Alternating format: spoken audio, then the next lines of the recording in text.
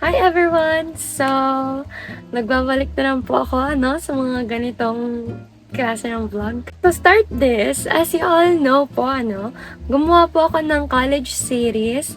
Ngayong college ako, and kung napapansin nyo, nag-end siya sa enrollment ng 4 second sem na vlog.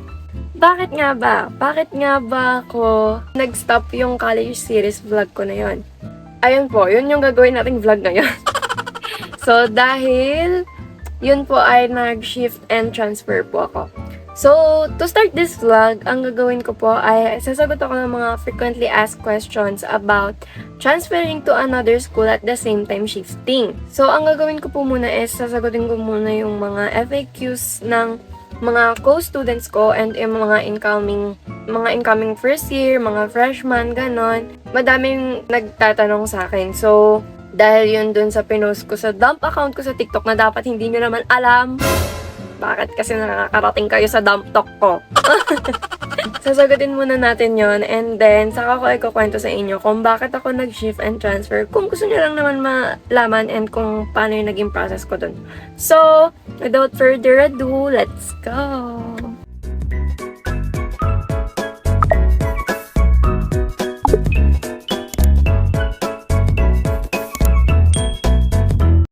Okay, so first question. Sabi niya, "Hi ate, saw your reads regarding sa transferring school. If ever po ba nakapag-start na ng first sem sa school and want lumipat sa iba, it is better po ba na tapusin na lang first year sa current school, then lilipat na lang sa second year?" Dalawang sagot ko dyan. For me kasi, ang ginawa ko is tinapos ko yung first year dun sa previous school ko. So, ang pros ng paglipat ng after 1 year, or pag-shift or pag-transfer after 1 year, after first year, para ka lang normal na first year ulit, pero bawas yung minors mo. Ganon.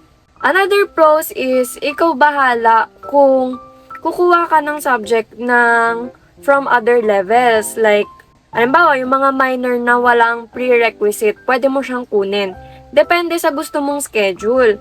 Nakadepende pa rin siya sa schedule mo. Kasi halimbawa, may major ka ng ganong time. Then may gusto kang minor na kunin from second year na ganon din ang time. Hindi mo siya pwedeng gawin na ganon. Another pros is dahil nga ganon na parang normal ka lang na first year pero bawas yung minors mo, di ka malilito sa sa schedule and di ka malilito sa lesson. Yun yung pros nun. So, ang cons is, syempre, dagdag talaga ng 1 year yung studies mo. So, mahuhuli ka talaga. Mahuhuli ka talaga from your friends. Pero, sabi nga ng Bini, buhay ay di karera. Ang arte. So, okay lang. Dahan-dahan lang, buhay ay di karera.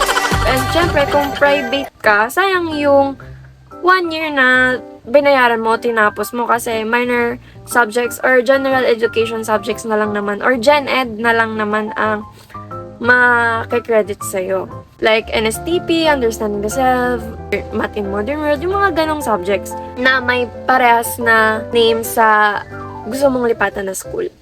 Yung shifting or transferring sa after ng first sem, then sa second sem ka lilipat, ang pros nun, sabi nila, tulad nito, sabi nung isang nag-comment, sabi niya, mas maganda kung second sem sa first year mag-shift or mag-transfer kasi may chance na maging regular ka ulit sa third year. Ayun, yun yung sabi niya. Ako kasi, hindi ko kasi ginawa yun, so siguro siya, sa case niya, magiging regular ulit siguro siya sa third year.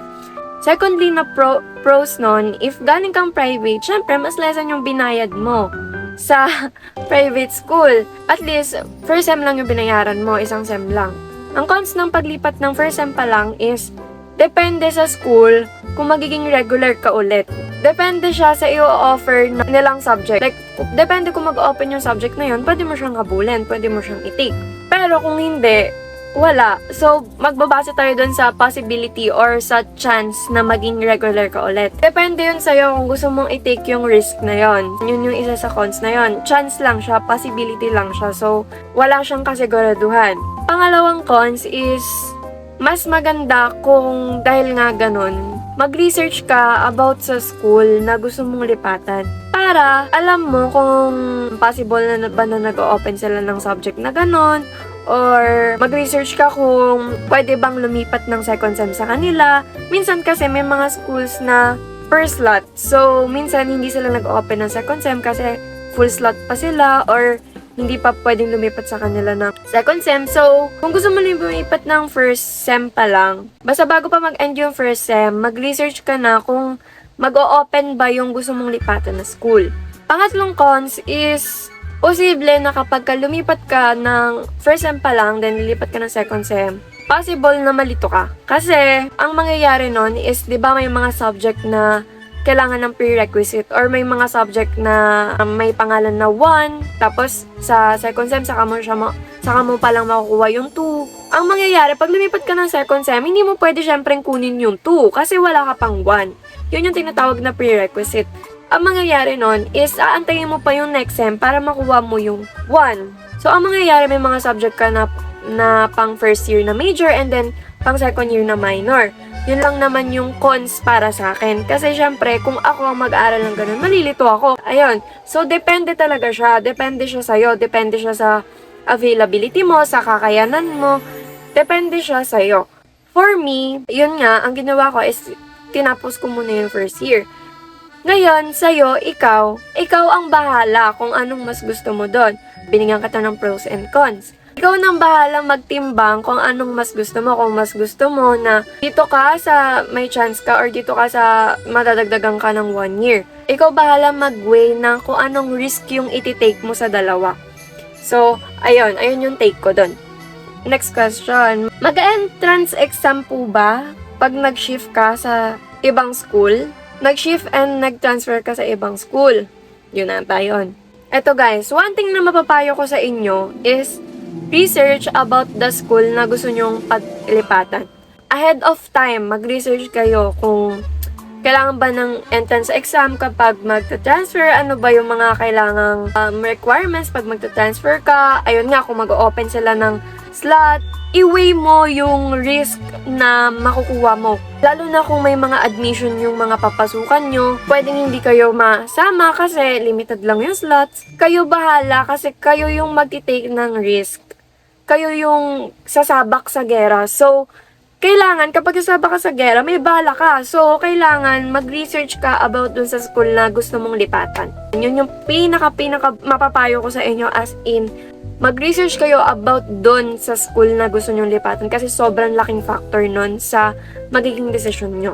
Okay, so, ayun lang naman yung mga question kasi mostly, paulit-ulit lang naman yung tinatanong nila na ano bang mas okay mag-transfer ng second sem or mag-transfer after ng first year.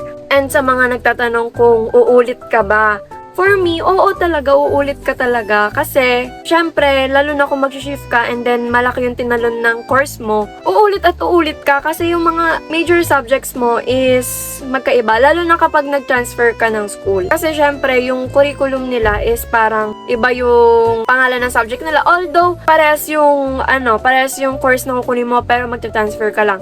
May mga school na kahit parehas siya ng tinuturo, magkaiba sila ng pangalan. So, hindi mo pa rin siya pwedeng i-take kasi magkaiba sila ng pangalan and then magkaiba sila ng course code, yung mga ganun. Yun talaga yung sa inyo, papaslow down kung magta-transfer or mag-shift kayo.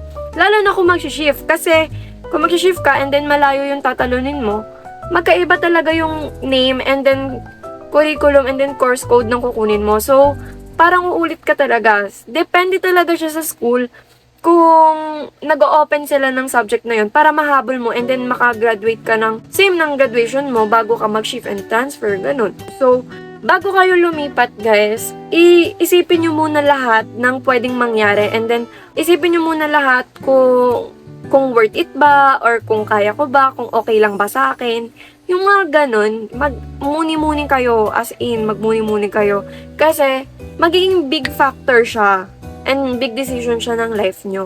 I know, nahihirapan kayo, pero dapat, bago kayo gumawa ng desisyon, iisipin nyo muna lahat ng pwedeng consequences and possibilities ng mga desisyon nyo. Hindi lang sa pag-transfer ng school, syempre, in general in life, alam ko namang alam nyo yun. ayun, yun lang yung mapapayo ko sa inyo. Mag-isip kayong mabuti and mag-research kayo and then weigh it. I-weigh nyo. I-weigh nyo, sukatin nyo, timbangin nyo kung ano yung mas okay sa inyo, kung saan kayo magkaka-peace of mind. Ayun.